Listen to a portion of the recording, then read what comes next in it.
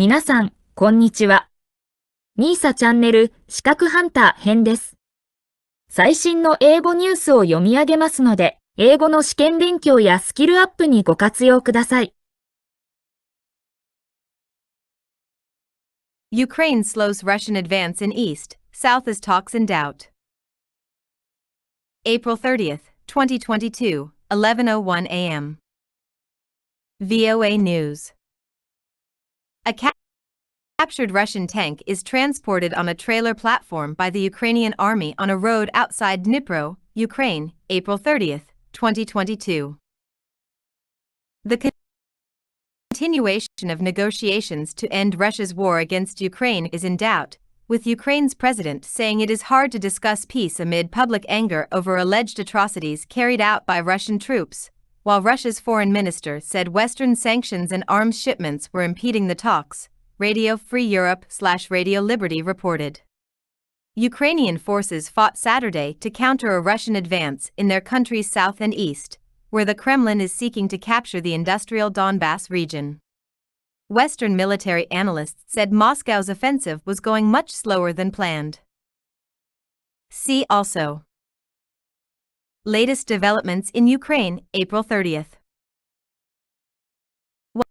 While Russia claimed on Saturday to have struck more than 380 targets overnight as it sought to take full control of the territories of Luhansk and Donetsk in Ukraine's eastern Donbass region, the General Staff of Ukraine's armed forces said the Russian military's efforts to capture targets were not succeeding. The fighting continues.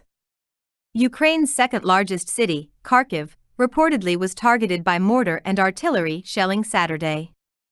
Ukraine's President Volodymyr Zelensky said in a televised address Friday night that Ukrainian forces had recaptured a strategically important village near the city and evacuated hundreds of civilians. RFE/RL reported that in a daily briefing Saturday, the Ukrainian military said the greatest enemy losses were taking place in the Izium area, near Kharkiv. Appeals in Rome.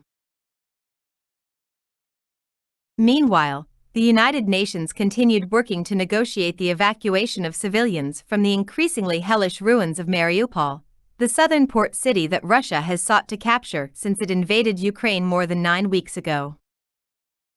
Two Ukrainian women whose husbands are defending the besieged Azovstal steel plant in Mariupol were in Rome on Friday, calling for any evacuation of civilians to also include an estimated 2,000 soldiers holed up in the plant, the last stronghold of Ukrainian resistance in the strategic and now bombed-out port city.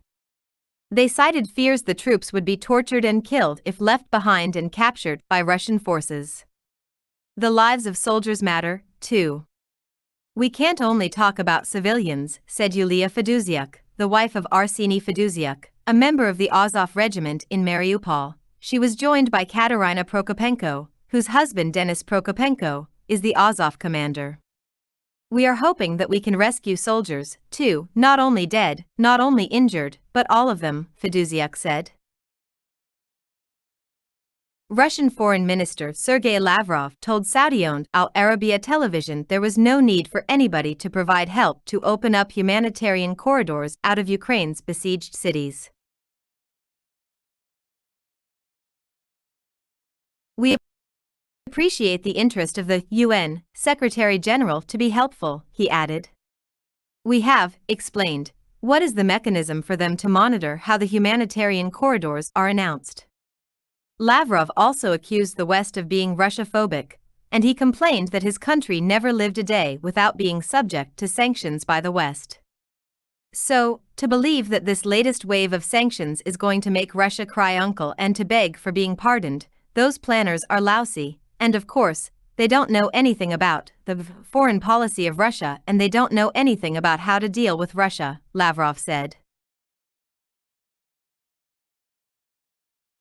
以上で、今回のみーさチャンネルは終了です。